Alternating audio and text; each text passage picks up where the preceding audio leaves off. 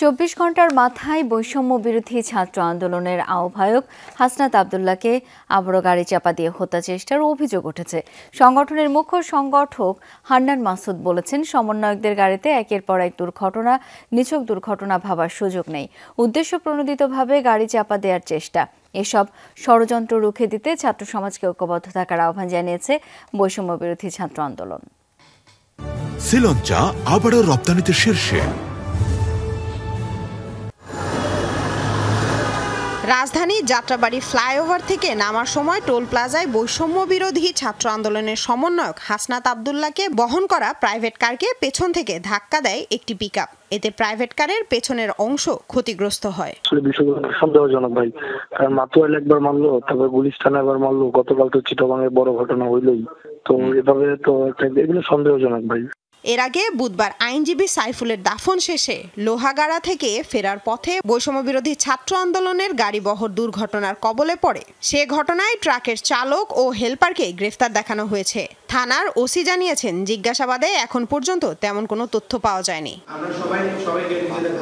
তবে বৈষম্য বিরোধী ছাত্র আন্দোলনের মুখ্য সংগঠক হান্নান মাসুদ অভিযোগ করেছেন, উদ্দেশ্য প্রণোদিতভাবেই হাসনাত আব্দুল্লাহ ও সার্জিস আলমের গাড়িবহরে চাপা দেওয়ার চেষ্টা করা হয়েছে। চট্টগ্রাম থেকে তারা যখন ঢাকায় ফিরছিল, একটি ট্রাক তাদের গাড়িবহরে হামলা করে।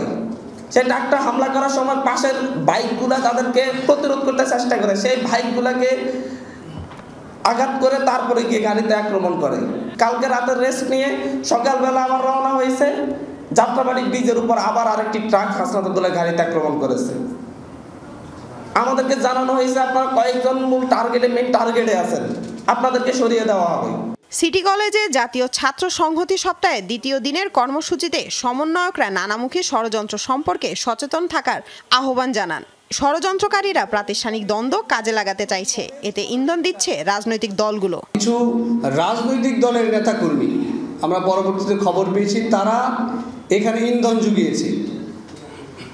ছাত্রদের ভিতরে উস্কানি দিয়ে পরে পুরো কলেজ একটা সংঘাতে লেগে গিয়েছে। প্রত্যেকের আসলে স্বাধীনতার জন্য এই লড়াই, ফ্যাসিবাদকে হটানোর জন্য যে লড়াইটা, সেটা যখন এইসব সিলি ম্যাটারের জন্য ভেস্তে যাবে, আমি মনে করি না যে সিটি কলেজের স্টুডেন্ট, ঢাকা কলেজের স্টুডেন্ট আইডিয়াল, নূর মোহাম্মদ, এরা এত বোকা, রোভেট পোলাবান এত বোকা। শিক্ষা প্রতিষ্ঠানের সম্প্রতি ও সহাবস্থান নিশ্চিতে শিক্ষার্থীরা তাদের মতামত তুলে ধরেন। আমরা একটা সংবিধান চাই, যে সংবিধান আর কখনো ফ্যাসিবাদ জন্ম দিবে না। লামিয়া তিথি, যমুনা নিউজ, ঢাকা।